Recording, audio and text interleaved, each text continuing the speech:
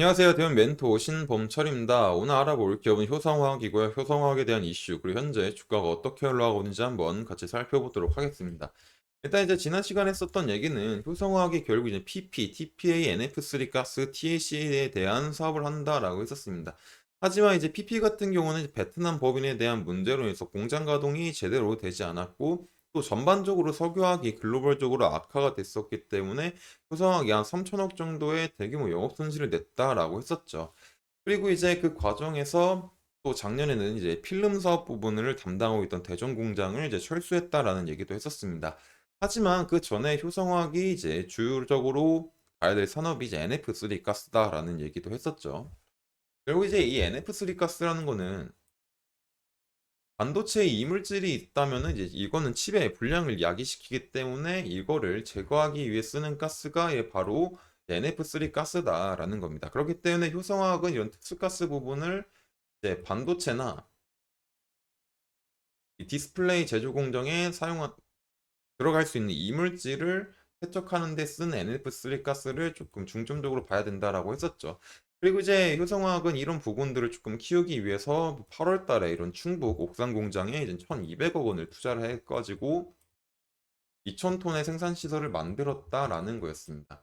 그리고 이제 기존에 있던 이제 울산 공장이 6,000톤을 합치게 되면은 이제 총 연산 이제 8,000톤을 생산할 수 있는 기업이다라는 거죠. 그리고 이런 8,000톤에 대한 수치는 1위인 SK 스페셜티랑 2위에 중국 패릭이 있고, 그 다음에 효성화학이 NF3 부분에서 이제 3등이다라고 얘기를 했었습니다.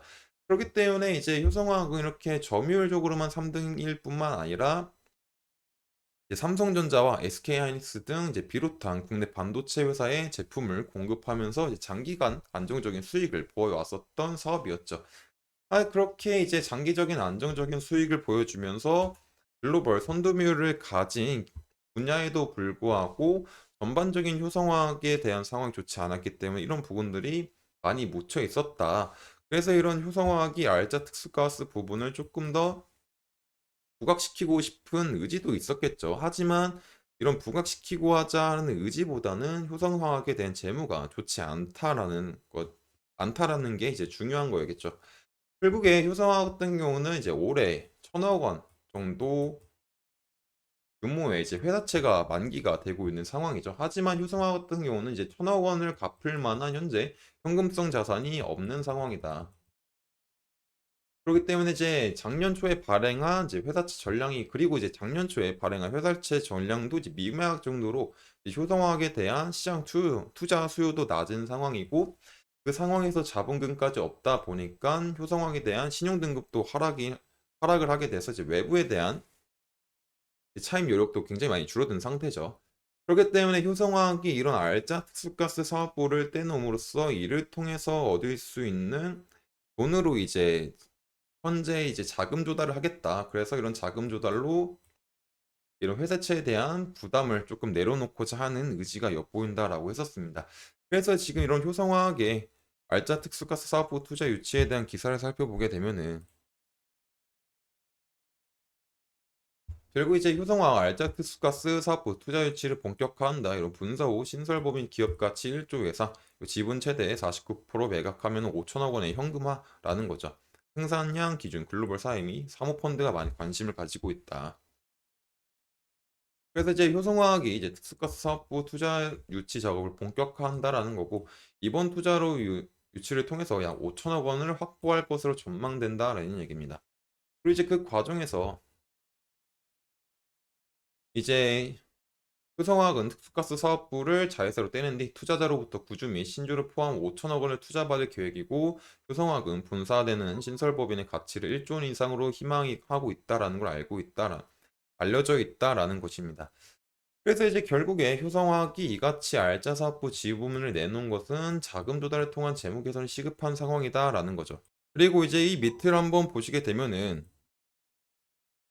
이런 특수가스 사업부가 글로벌 상위권 생산 시설을 갖춘 만큼 이번 투자 유치에서 다수의 후보들이 뛰어들어서 치열한 경쟁으로 벌일 전망이다라는 거죠. 결국에 이제 이런 특수가스 사업부는 디스플레이와 반도체와 연관이 되어 있기 때문에 디스플레이 반도체 업황이 조금 살아나면은 같이 살아날 수 있는 부분들이 있죠. 그리고 특히 이제 디스플레이 업황 같은 경우는 이제 IT OLED가 시대가 도래하게 되면서 LG 디스플레이나 삼성 디스플레이나 뭐 이제 애플 아이패드처럼 많은 이제 새로운 제품들이 나올 수 있는 상황이고, 일단 디스플레이보다는 반도체에 대한 업황을 살펴보게 되자면 결국에 지금 현재 반도체가 이런 다운 사이클을 좀 벗어나지 않을까라는 움직임을 보이고 있죠. 결국에 이런 노력들은 이제 메모리 업계 감산 노력과 함께 이런 시장 수요가 늘어나게 된 거죠. 결국 이제 시장 수요가 늘어나게 된 게 어떤 시발점이 됐냐라고 하면은 이제 온디바이스 AI다라는 거죠. 이런 온디바이스 AI가 결국에 개인 기기에 구현되는 AI 서비스잖아요. 그리고 이런 2024년부터 이런 인공지능 생태계가 본격적으로 이제 확대가 될 거다라는 겁니다.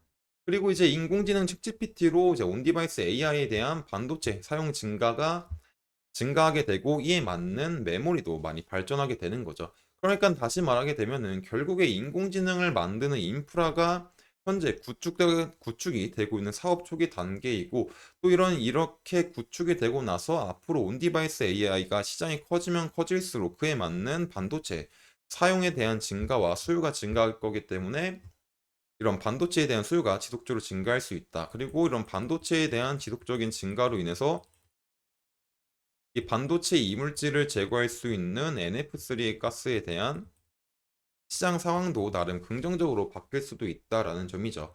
그래서 다시 정리하자면 결국에 2024년에는 온디바이스 AI를 기반으로 해서 이에 맞는 반도체에 대한 수요가 늘어나고 있다. 그리고 반도체에 대한 반도체를 생산할 때 이런 이물질이 있으면 칩에 불량이 야기시키기 때문에 이런 이물질들을 제거할 수 있는 NF3 가스에 대한 수혜도 이제 받을 수 있는 거죠.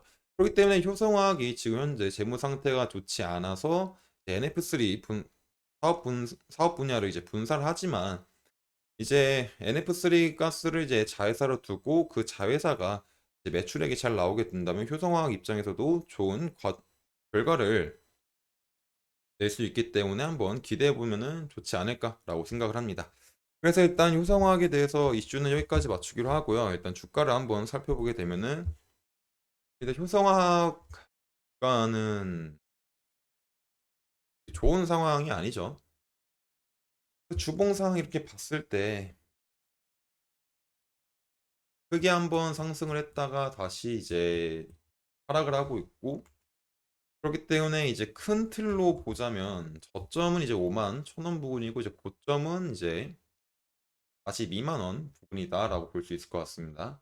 그리고 현재 가격이 이제 7만 6천 원 부근이고, 그리고 그 과정에서 조금 바닥을 만들어주는 흐름이 나오나 했으나 바닥을 만들어주지 못하고 다시 단기 평선들이 하락을 하고 60평선도 하락을 하고 있다. 그러다 보니까 추세 자체가 아직은 돌아가기에는 조금 시간이 걸릴 수도 있는 상황이지 않을까라고 볼 수 있을 것 같습니다. 그렇기 때문에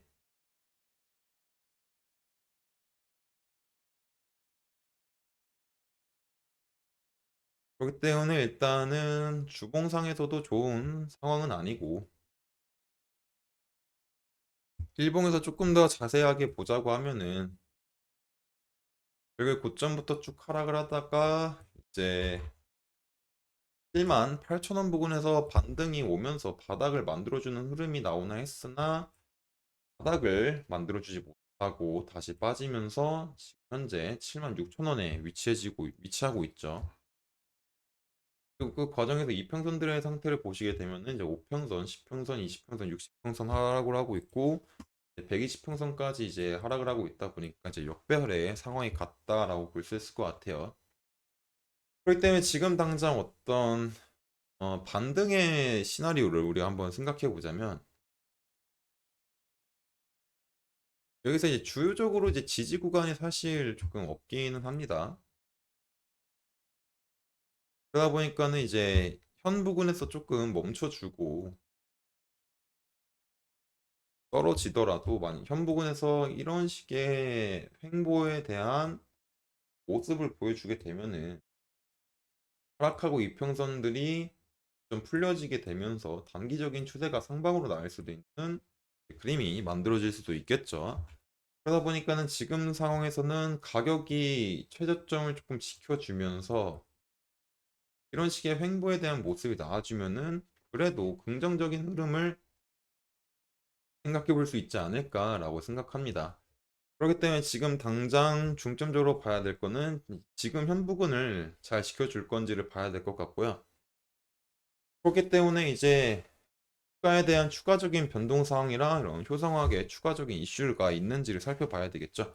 네, 이런 부분들은 제가 지속적으로 확인할 예정이기 때문에 효성화학에 관심 있으신 분들은 제 영상을 시청해 주시면 감사하겠습니다. 이상 대형 멘토 신범철이었습니다.